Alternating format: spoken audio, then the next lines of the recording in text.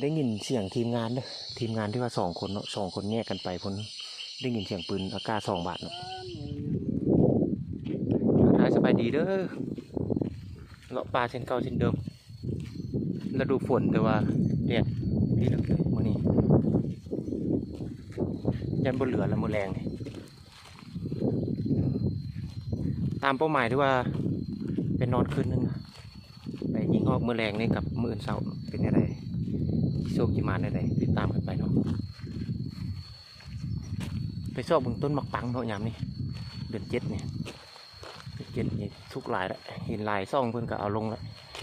ยิงหอกกินมักปังนะยังแต่เฮาช่วงฝนเนี่ยบ่ค่อยได้ไปก็กระเป๋า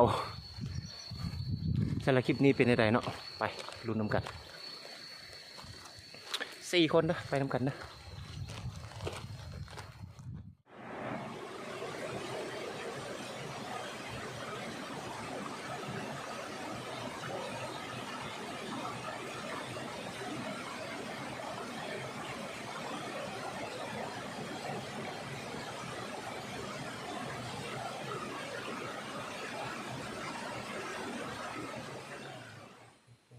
ห้องแดงห้องเหรอกุกมากเลยกุกมากค่อยว่านะวันนั้นห้อง4-5 ตัวเด้อฟ้ายามฝนเนาะมาเลาะป่ายามฝนเราต้องได้กะเกียมสถานที่เพราะว่าแดดร้อนอยู่แต่ว่ามื้อแรงมาเนี่ยฝนจิตกในใดก็บ่ฮู้แยกกันเด้อไปทีมละ2 คนเฮ็ดตูบบนอยู่บนนอนพักผ่อนและไปซอกหากุกมากเนาะ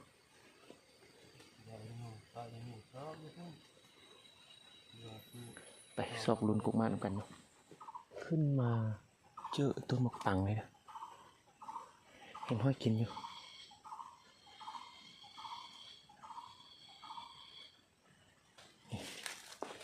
มีห้องอยู่ฝั่งนี้ต้นไม้คด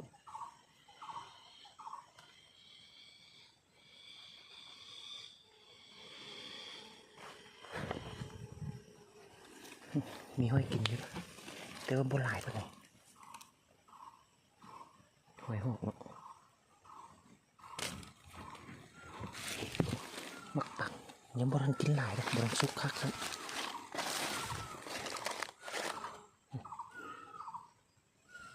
บ่ทันได้สุกกินเนาะ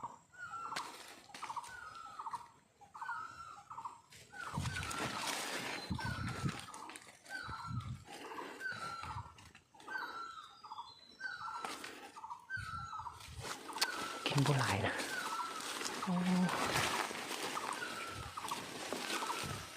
กระเทินได้มาแล้วพี่น้องเอ้ยทีมเขายิงนะ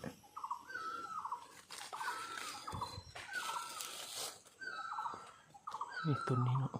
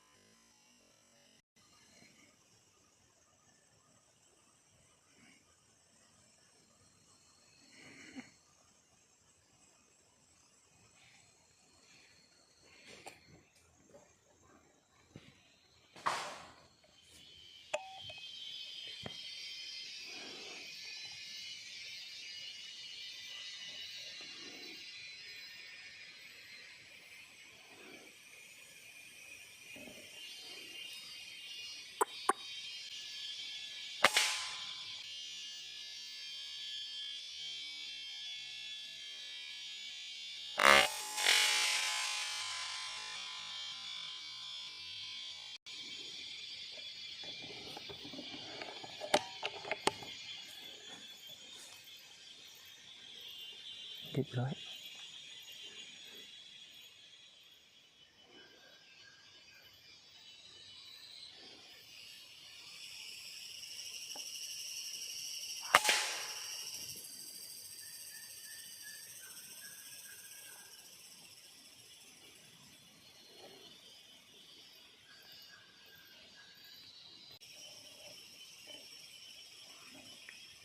หางเห็นบ่อ๋อหัวมันซุกเข้าโกนไม้เห็นแต่หางมันเลยหัวมันซุกเข้าโกนไม้อ๋อตัวที่สามแล้วเป็นไงนี่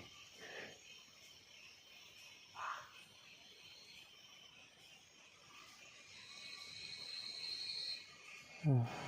บตกแล้วหัวมันซุกก่อนนะ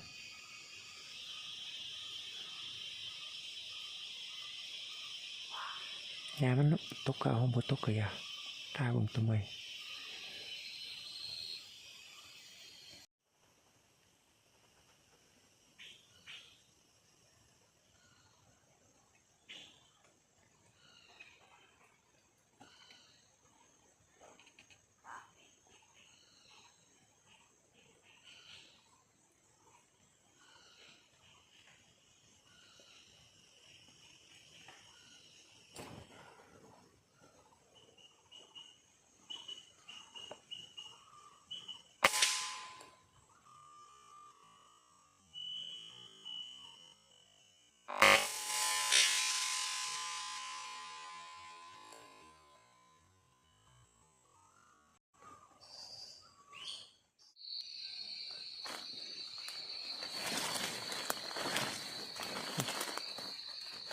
เป็นไง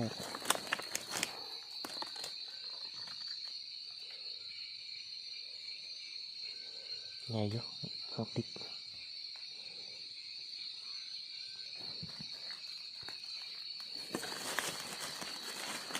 เต็มที่สองนี่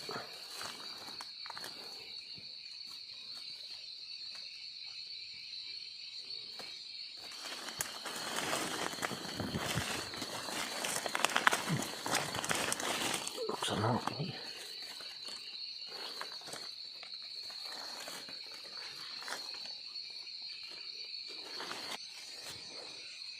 ซอกสมควรแล้วแต่ว่าเบิ่งสันในหกนี่เอาที่ซอกเบิ่งกันเด้อคันว่าเห็นเป็นอะไรจังจีเอาไปให้เบิ่งอีกบ้านหนึ่งเนาะมันสันนะ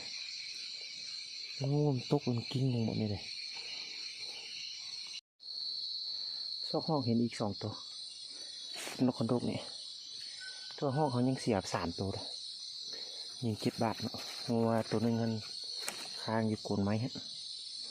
และอีกสองตัวนี่ซอกบ่เห็นจะเป็นบทตายบ่ลูกห้องมันสิลูกมันสิอันนี้นะที่สองตัวเป็น4เนาะเป็น6ทั้งหมดนะเป็นใดๆคันว่าเอาไปเบิ่งคู่หูเขาก่อนคู่หูเขาเป็นยิงหลายตามอยู่บูว่าจะได้จากตัวไปเช็คไปถามมึงเนาะคันว่ามีบนไปเขาก็จะไปนั่งบนอื่นมืออื่นเศร้านะถ้าบุมีบนไปอะไรสิได้กลับมานี่นะจังซอกเบิ่งนะยัง2 ตัวเลยเอาแรงนี้ถือว่าได้สำนี้เนาะเป็นยังไงไปเบิ่งมืออื่นเนาะเขาจะเป็นรุ่นน้ำกันมืออื่นเศร้าด้วยให้จะเป็นซอกนั่งทางไหนยิงหอกตอนเศร้าแล้วจังสิได้ออกมือเนาะ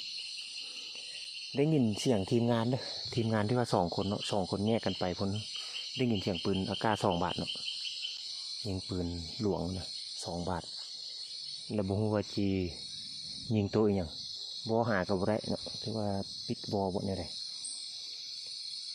ตอนละ2 คนนั้นมืออื่นเด้อจีได้คำตอบว่ายิงอย่างเนาะและอีกคู่หูอันน้อยนึงเขาลงไปเนาะเอาการลงไปสรุปน้ำกันอีกเท่านึงเนาะผู้ใดก็พอเต็มบุมาละเนาะอันนี้ของเขาเลยได้3 ตัวเนาะต้มนอกกินนะหักนอมาเฮียมาเมื่อกี้นี่แล้วก็ปิ้งนกของกอดเลยกับนกสอนหอกแล้วก็นกคอนโดกตัวหนึ่งกระหอกตัวหนึ่ง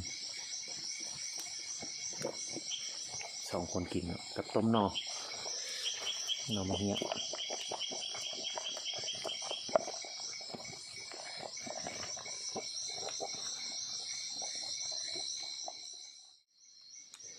มาได้เวลาเด้อ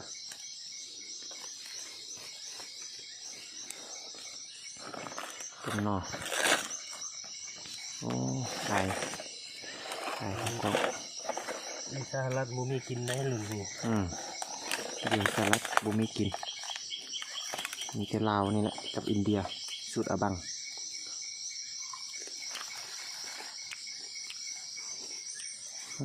สุดยอดเท่านั้นแหละ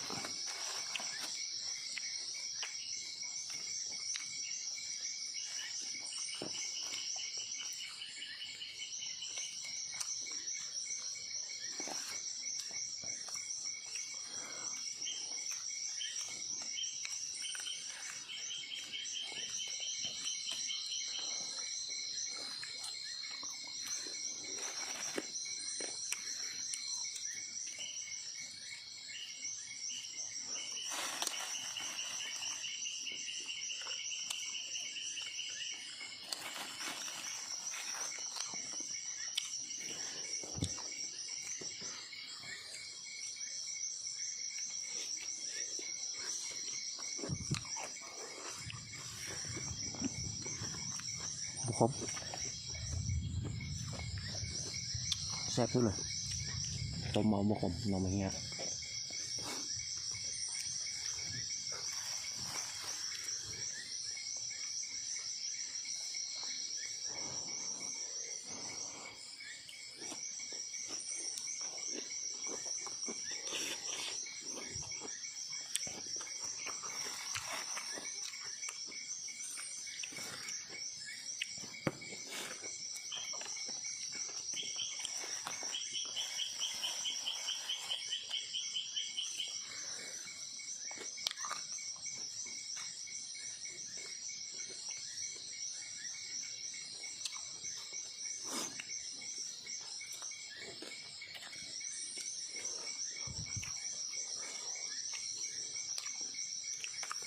เอาขอตัวจัดการเข้ากันเนอะเป็นใดพบพอกันเมื่ออื่นเช้าเป็นรุ่นโกเก่าแล้วดูมีทางไปแล้วพอใช้ยิงอยู่2-3 บาท